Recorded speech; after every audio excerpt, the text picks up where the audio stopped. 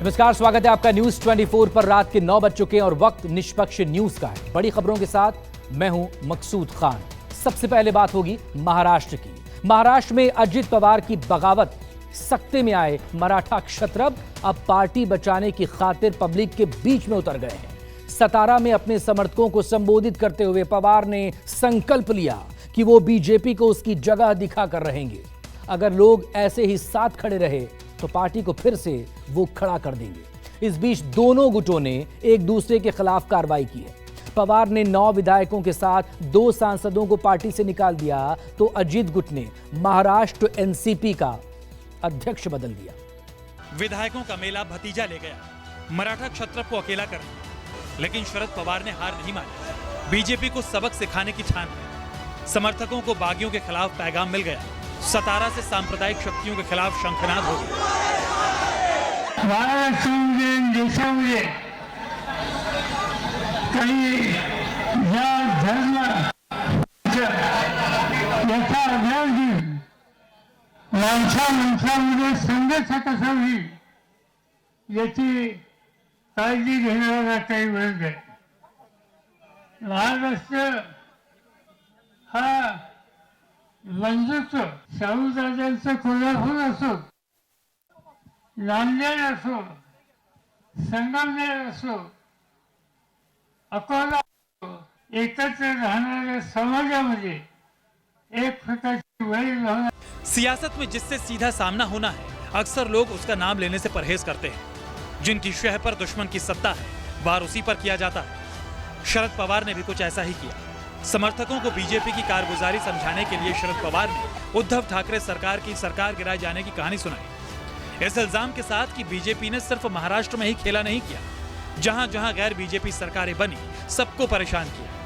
लेकिन महाराष्ट्र को डराया नहीं जा सकता, महाराष्ट्र को हराया नहीं जा सकता। अशा सरकारमध्ये महाराष्ट्राची सेवा करत होता।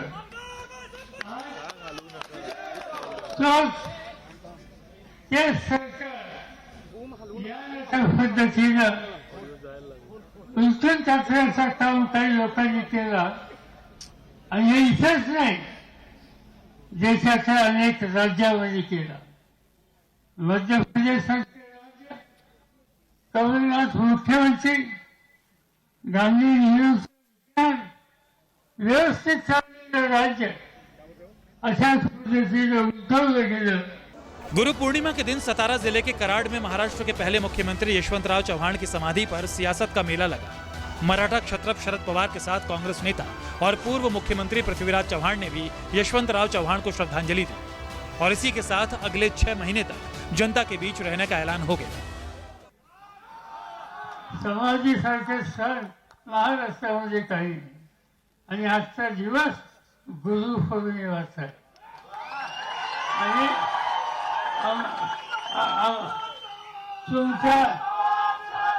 तुमच्या माझा सगळ्यांचा गुरुच्या फळावर जाऊन मार्गदर्शन करण्याचा अधिकार एकाच व्यक्तीला होता आणि त्या व्यक्तीचं नाव यशवंतराव चव्हाण।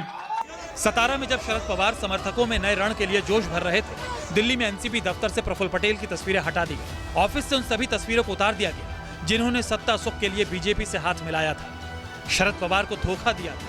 रविवार को मुंबई में भी कुछ ऐसा ही हुआ।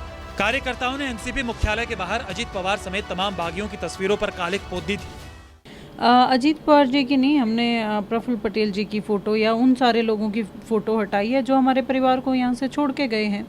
एनसीपी में आप देखिए, पहले हमारे परिवार का आप हिस्सा थे, आज अगर आप हमारे परिवार का हिस्सा नहीं हो तो आपके सामान को भी घर से बाहर किया जाएगा।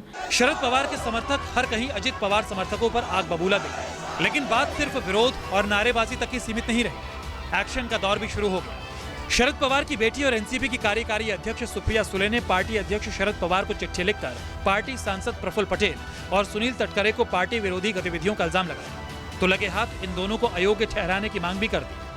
शरद पवार के नाम अपनी चिट्ठी में एनसीपी सांसद और पार्टी की कार्यकारी अध्यक्ष सुप्रिया सुले ने लिखा, मैं आपको सूचित करने के लिए बहुत आग्रह के साथ लिख रही हूँ कि 2 संसद सदस्य प्रफुल्ल पटेल और सुनील तटकरे महाराष्ट्र सरकार के कैबिनेट मंत्री के रूप में 9 विधायकों को शपथ दिलाने में सहायता और नेतृत्व करके पार्टी विरोधी गतिविधियों में शामिल हुए हैं। उन्होंने मीडिया के सामने खुलेआम इस पर बयान दिया है और पार्टी के निर्देश और सिद्धांतों का पूरी तरह से उल्लंघन किया है।